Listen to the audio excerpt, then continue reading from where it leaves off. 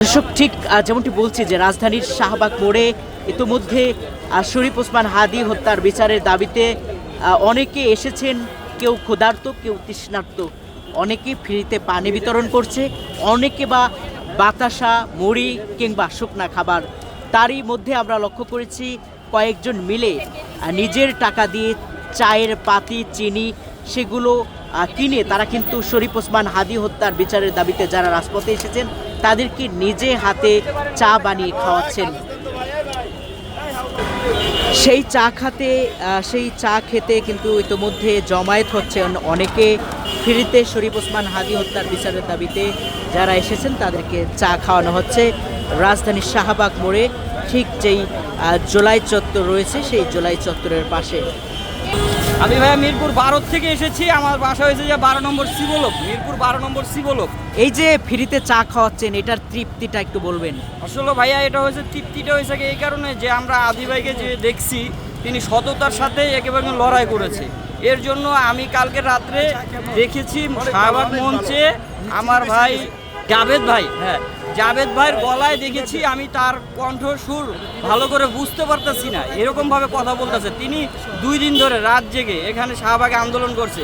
সেই জন্য আমার আজকে সকালবেলা ভোরের থেকে আসার উদ্যোগ ছিল।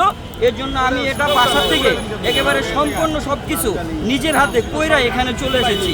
কারণ আমি একটাই চাই, এই হত্যাকাণ্ডের বিচার যদি বাংলাদেশে না হয় তাহলে রাজপথে আর কোনো মানুষ এভাবে কখনোই নিজের জীবন দিয়ে লড়াই করবে না।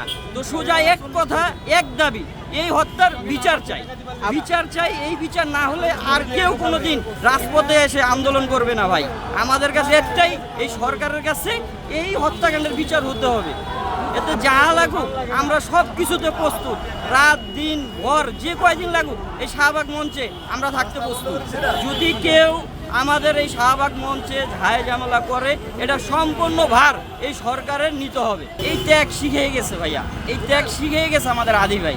এই ত্যাগটা আমাদের আদি ভাই আমাকে শিখিয়ে দিয়ে গেছে যে কিভাবে তোমরা ত্যাগ প্রতিজ্ঞা পর করে এই দেশটাকে রক্ষা করবা, জলদস্যু শত্রু এদের হাত থেকে এই দেশটাকে আমাদের রক্ষা করতে হবে।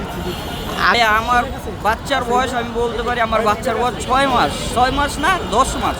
এখন এই 10 মাস বাচ্চার, আমার বাচ্চাকে এখন থেকে আমি হয়তোবা থাকবো কয়দিন জানি না, কিন্তু আমার যে ফ্যামিলির যে থাকুক সবাই এই সন্তানটার আদি কিভাবে দেশ পরিচালনা করতে চেয়েছিল তার ত্যাগ সব কিছু আমাদের সন্তানদেরকে আমরা শিখাতে চাই।